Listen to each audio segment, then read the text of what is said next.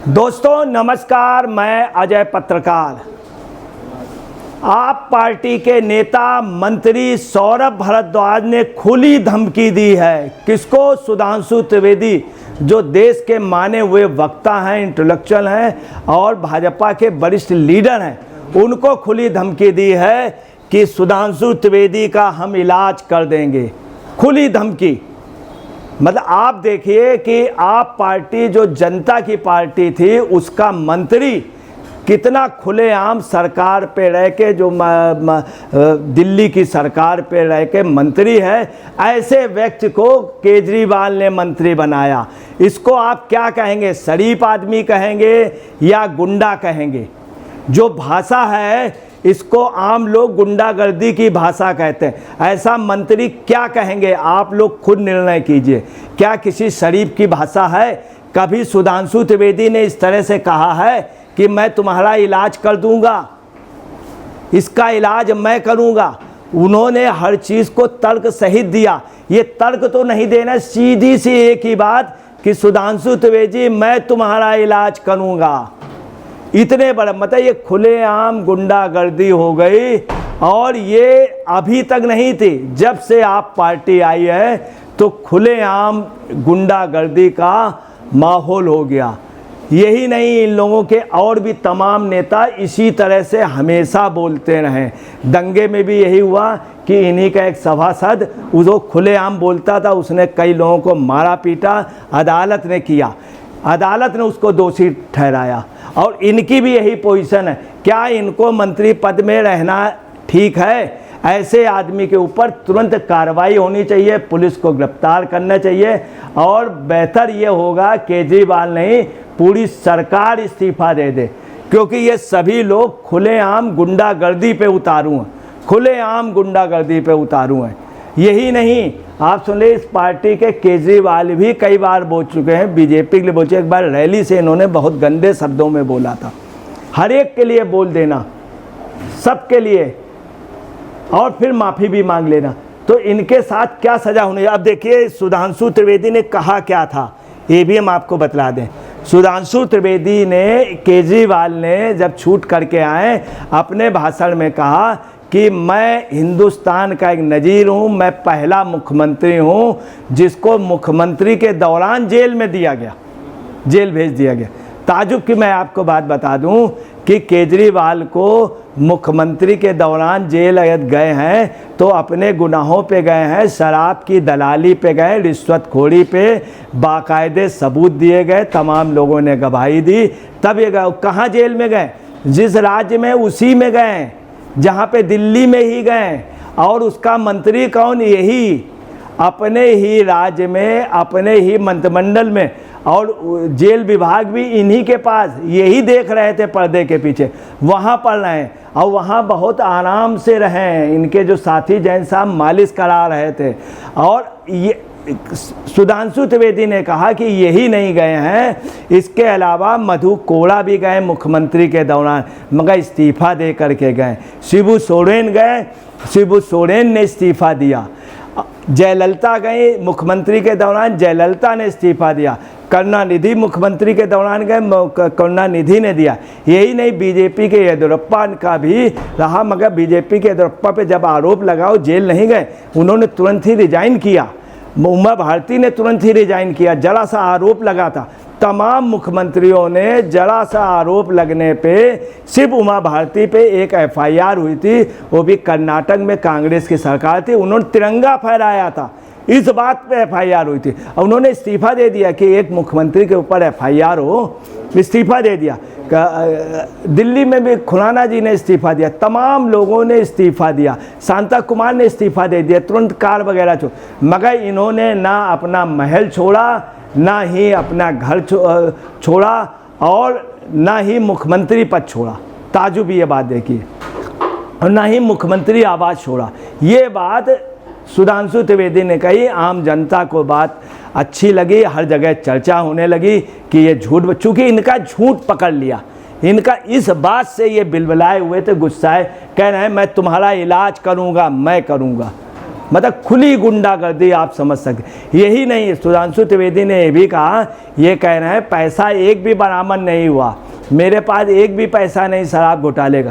पैसा नहीं तो 60 करोड़ रुपए का उसमें जो आपने रेनोवेशन करवाया है, ये क्यों कराया? ऐश के मकान में रह रहे हो, इतने बड़े मकान में क्यों रह रहे हो, और ये कह रहे हो बरामद एक पैसा नहीं हुआ। तो ये सब बातें जब कहीं तो इससे काफ़ी केजरीवाल की तौहीन हुई है। केजरीवाल का जो वो सोच रहे थे इस्तीफे की मैं सहानुभूति कर लूँगा, सहानुभूति की जगह केजरीवाल के पर नफरत हो गई। जनता ने इनको नकार दिया है। इस चीज़ को समझते हुए सौरभ भारद्वाज ये जान गए, ना मैं मुख्यमंत्री बन पाऊँगा, मेरी सरकार कुछ दिनों की है, इसलिए ये उल्टे सीधे बयान दे रहे हैं। और ये भी है कि कायदे से इनको तुरंत ही जेल होनी चाहिए, इनके ऊपर मुकदमे होने चाहिए कि किस तरह का ये झूठ बोल के खुली धमकी। और आपको बतलाना है कि यह जल्दी से इनका वो नहीं हुआ तो आप पार्टी पूरे देश में कुछ भी करा सकती। ये वो पार्टी है जिसने स्वयं कहा था, कुमार विश्वास ने खुद कहा था कि एक बार अरविंद केजरीवाल ने कहा था कि मैं पीएम बनूंगा, तो बोले कैसे, बोले खालिस्तान के, ये कहा था उन्होंने। इस बात से कुमार विश्वास अलग। तो तमाम तरह की इस तरह की धमकियां देना, देश के देशद्रोह की बात करना, ये सौरभ भारद्वाज की पहली नहीं है। कई लोगों ने संजय सिंह ने भी यही बात उल्टी सीधी कही थी कुछ दिनों पहले, प्रधानमंत्री के लिए कह दिया कि गांजा के लिए, नशे के लिए बात उल्टी सीधी बात कह दी। अभी कुरुक्षेत्र में इन्होंने बहुत उल्टा सीधा बोला। तो आप पार्टी की ये आदत हो गई है उल्टा सीधा बोलना। दूसरी वजह क्या है? वजह ये भी है कि सुधांशु त्रिवेदी जैसे लीडर्स के, इतने बड़े लीडर्स को, इतना एक छोटा लीडर जो विधायक है और जो राज्यसभा सदस्य, अंदाज लगा लीजिए, इस तरह से कहना मानहानि का कितना बड़ा वो है, धमकी देना, जान से मार सकते हैं।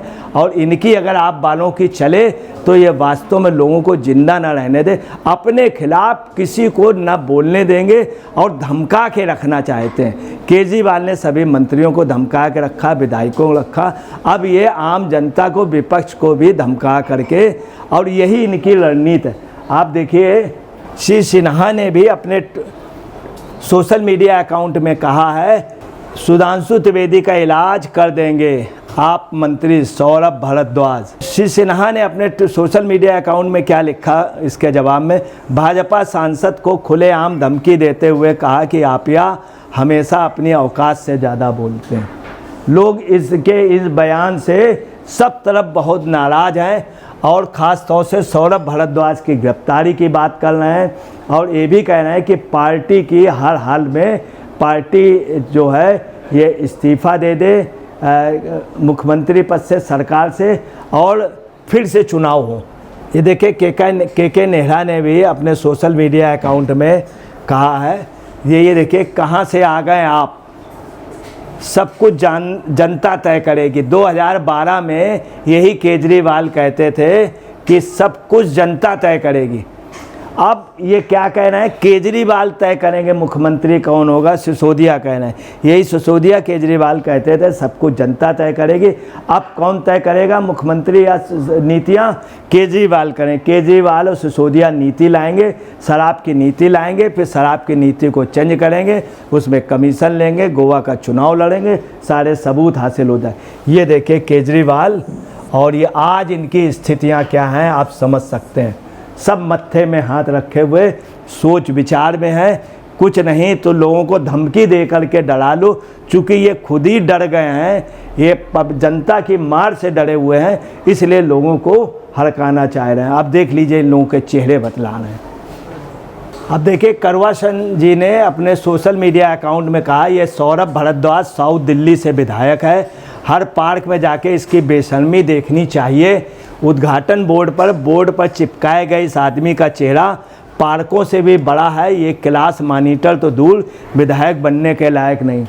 सौरभ भारद्वाज ने यही किया, अपने पूरे एरिया में इतने बड़े बड़े अपने फ़ोटो लगवा दिए हैं, अपने बोर्ड लगवा दिए, वहाँ के लोग कह रहे हैं। और हर एक से ऐसे बदजबानी बोलना, धमकी देना, इनका काम है। यही पोजीशन ये धमका रहे थे यहाँ पर जब ये तीन बच्चे राव इंस्टीट्यूट में जब मर गए थे पानी में डूबने पे, तो सौरभ भारद्वाज लोगों को हड़का रहे थे, ये और शैली ओबेरॉय।